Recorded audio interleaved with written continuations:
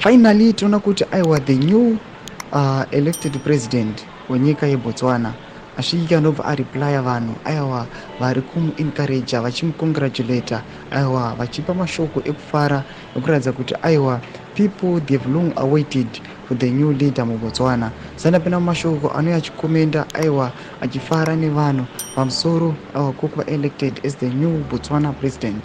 Uribva subscribe like turn on the bell icon. Tinoda pahendo yake yeexternal kuti Duma Gideon oko anouya achiposta mapictures ake ayo aiwa nevanhu vakasiyana siyana, mapictures swearing in nemaarmy generals nepai public speeches onyera achiti thank you all for the congratulatory messages following our historic win.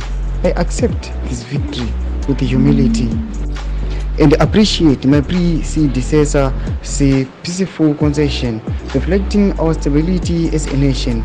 I look forward to progressive journey of unity and collaboration. Thomas Kwanach komendewa achireplyiwa aiwa na the upcoming president Gideon Oko amoziva kuBotswana. Vatona kuti aiwa vanhu aiwa everyone is proud of him.